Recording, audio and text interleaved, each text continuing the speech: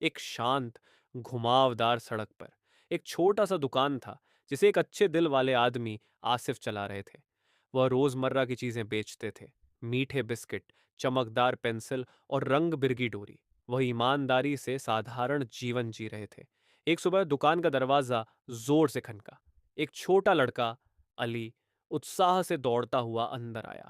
اس کی آنکھیں چمک رہی تھیں اور اس کے ہاتھ میں ایک کپڑے کی تھیلی تھی جس میں سے ہلکی ہلکی کھنک سنائی دے رہی تھی۔ بھائی آصف، علی نے کاؤنٹر کے پاس جھک کر پھسپھسایا، میرے پاس کچھ خاص ہے، اسے 100 روپے میں خرید لو اور باہر 300 میں بیچ سکتے ہو۔ منافع بہت بڑا ہے، مجھ پر بھروسہ کرو۔ آصف کی آنکھیں پھیل گئیں۔ صرف 100 روپے میں 300 کا منافع؟ ان کا دماغ دوڑنے لگا۔ یہ تو سپنا ہے، انہوں نے سوچا۔ انہوں نے اپنی چھوٹی سی دکان کو بڑا اور چمکدار ہوتے ہوئے دیکھا، کیول اس آسان پیسے کی وجہ سے۔ تیز دھن کی اس اتیجک سمبھاونا میں پھنس کر آصف نے ترنت حامی بھر دی۔ میں 10 لیتا ہوں، انہوں نے نوٹ گنتے ہوئے کہا۔ علی کی مسکان کان تک پھیل گئی جب اس نے رہسیمئے بوتلیں سونپ دیں۔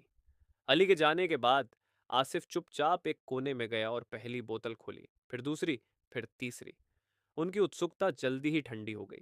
وہ خاص آئٹم اصل میں سستے تیل تھے جن کی قیمت مشکل سے 20 روپے تھی۔ ادھکانش بوتلیں پھٹی، لیک کر رہی تھیں یا دھندلے ترل سے بھری تھیں۔ وہ خراب اور دوشپورن تھیں۔ آصف نے نہ کیول اپنی بچت کھو دی بلکہ اس خراب خرید کے بارے میں خبر پھیل گئی۔ گراہک ان کی غلطی دیکھ کر ان کے نرنے پر سندیہ کرنے لگے۔ ان کی دکان جو کبھی ویست رہتی تھی اب شانت ہو گئی۔ ان کی پرتشٹھا پربھاوت ہوئی۔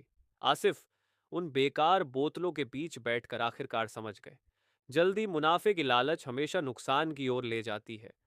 اس دن سے انہوں نے خود سے وعدہ کیا۔ انہوں نے ہر چیز کی جانچ کرنا شروع کیا، ہر سپلائر کی ریسرچ کی اور ہر گراہک کے ساتھ ایمانداری بنائے رکھی۔